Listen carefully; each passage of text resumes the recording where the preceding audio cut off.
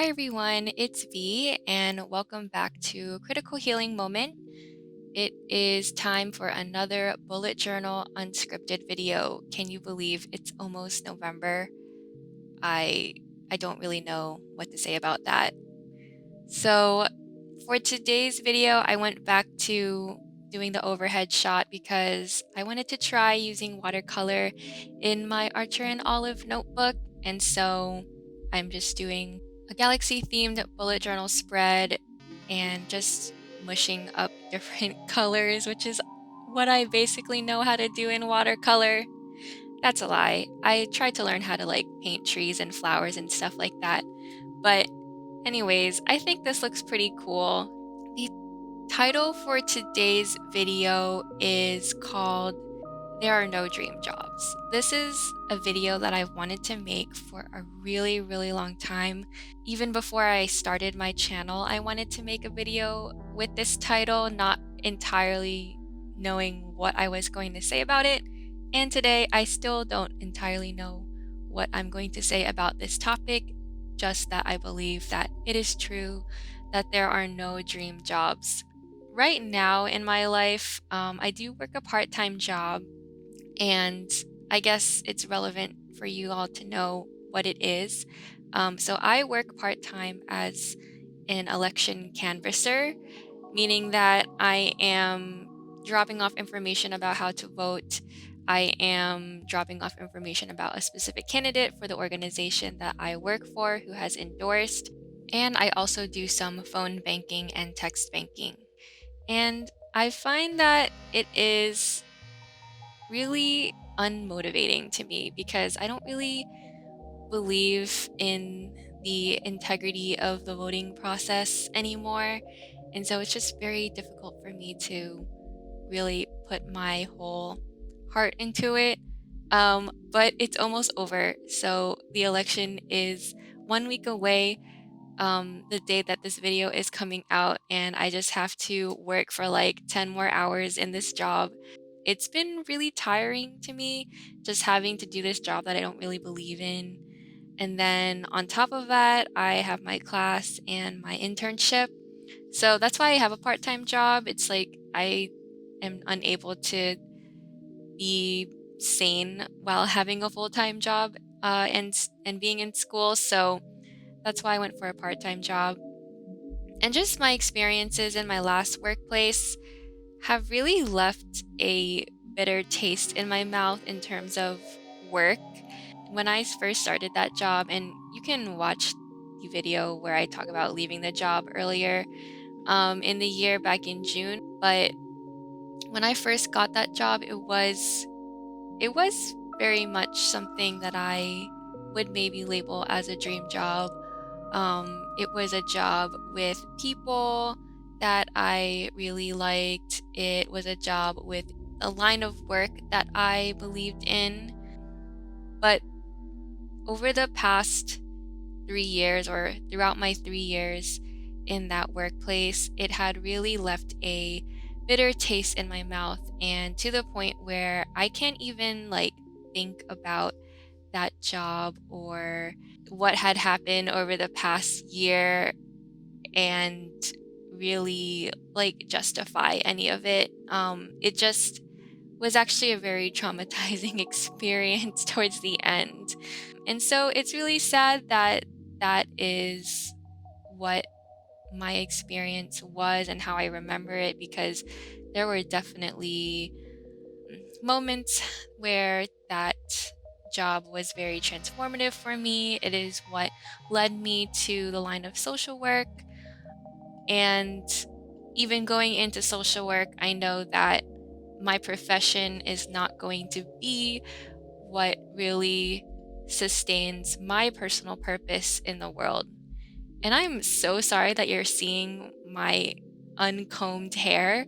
This is the reality of my life right now. I am not motivated to do anything. And so you see my scalp because I have really thin hair. Okay, whatever. I might blur that out.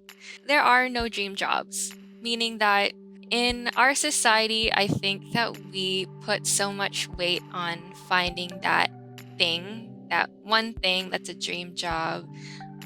that you want to do for your whole life. And I think that for most of my life, I have always been sort of an ambitious person. So I've always thought about, what would be my dream job. And a lot of the times when I think about that, it's always that I have created my own job. It's that I've started a business, it's that I've started my own organization, and really finding that that is what would be satisfying to me. And even though I still want to do this in the future after I am licensed to practice therapy independently, I do want to start my own practice. And I want to be able to set my own hours and have my own priorities in the workplace. I still think that it's important to decenter that part of my life from being the purpose of my life. I've I think that my purpose is very much in line with the profession of helping people and serving the community, but I also think that that should not be the priority in my life. And the other thing about there not being dream jobs is that it's also okay if you're working in a job that isn't your dream job, like the one I am in right now, where I'm just working part time and I don't really agree with the activities I have to do in my job. Um, that's okay. It doesn't have to be my dream job. It's something that I do because I need to make some money, and that's really the only reason why I do it. So that's okay. Every job does not have to have a greater purpose. And I've found that I really am enjoying any type of work that involves more physical labor. Something that I do as a canvasser is I walk around and I put information about how to vote on people's doors, and I don't really have to talk to anyone, which is kind of nice because that's like my internship is like talking to people every day and trying to like work through their problems and stuff. So it's really nice not to have to do that. And it's been very, I don't know, I guess it's just been very nice to just use that part of my body and not have to use my brain that much. And it's also okay to enjoy that type of work and not have to always use your like fullest mental capacities in the service of an employer, because I feel like that part of you is it's very significant. I want to say sacred, but like that doesn't sound right. But like that's your, mental capacity. I I really like, what's the word? Regret?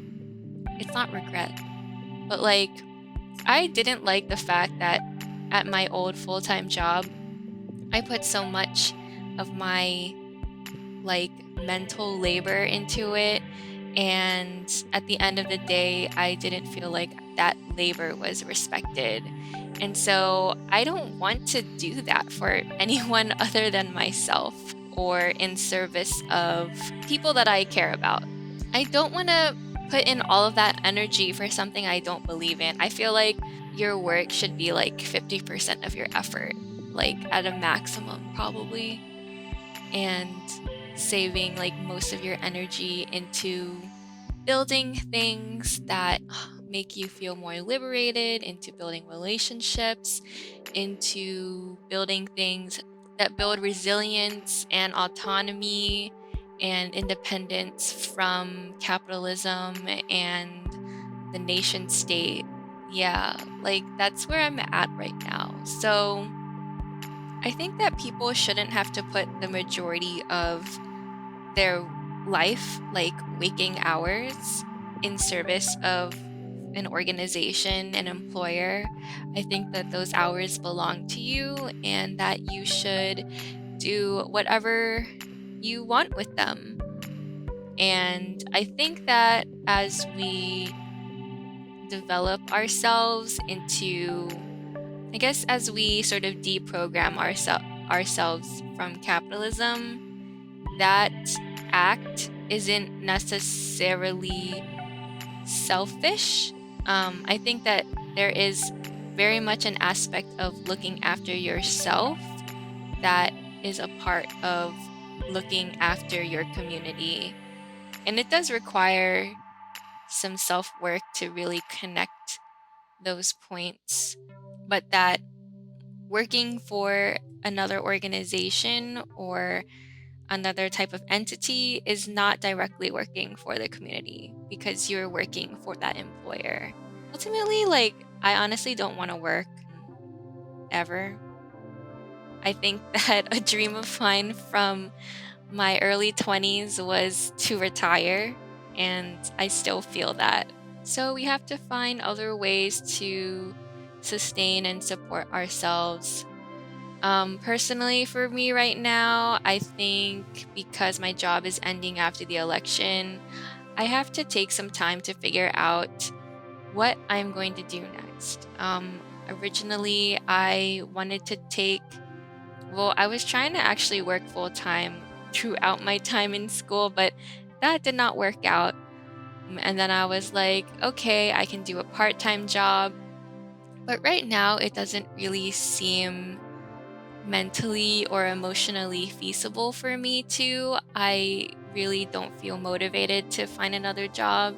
And so for me, it is coming to terms with the fact that I will probably have to take out more student loans in order to finish school.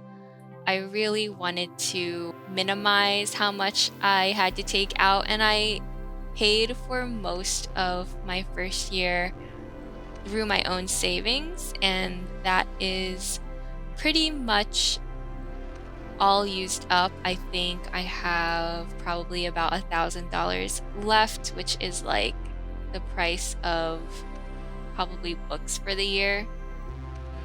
And so I will have to take out more loans. And being that I don't have any loans from undergrad, that's fine. I think I just have to rethink my relationship to money generally because I think that a lot of the stress of debt is mental and psychological. I think that, it's kind of like an out of sight, out of mind thing because that money isn't really like real. Like money is fake. But I'm not saying like take out loans irresponsibly, but that if you are intentional about it and go into it with a clear mindset, I think that it doesn't have to be super stressful. And then hopefully by, at some point in my professional career, there will be some sort of program that will get rid of everyone's student debt. I'm hoping for that. But if I spend my whole life owing the government some money, like, does that really matter? As long as your credit's good, I guess. I think it shouldn't have too much of an impact on you. Okay, this video is like the topic has gotten kind of went on a tangent, but this is a bullet journal unscripted. I think I'm going to do a future video about my about financing my graduate education. I watched a couple videos yesterday and I thought that some people had some really great videos, and I would love for there to be more honest videos about finances and grad school on YouTube. So I'm going to make a video about that, and I'm going to make a video that is updating you all on my survival budget because I think 3 or 4 months since I made my first one, and I would love to share an update with you all in terms of where I am with my finances, because there have been some things that I've had to spend money on that I was not expecting. And so that put a little bit of a dent into my emergency fund. But that is okay. And I meant to mention that I will probably be taking a break from posting videos for about 2 weeks. I will say at least 2 weeks, just because I want to take some time to reorganize my content and where this is going, and also figuring out just a bunch of things going on personally in my life. This is the last, well, today is my last day of class for fall 1. I am doing a group presentation and then I'm done.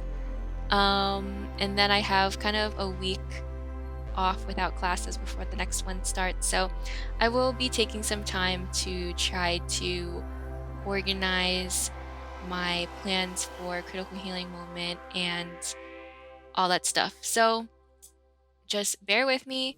If you are a regular watcher, I will be coming back and probably posting 2 to 3 times a month, not every week. But thank you so much for watching and being a subscriber. If you're not already subscribed, please subscribe to my channel so that you can support it and like this video. It all helps me get more exposure. So thanks so much, and I'll see you in the next video.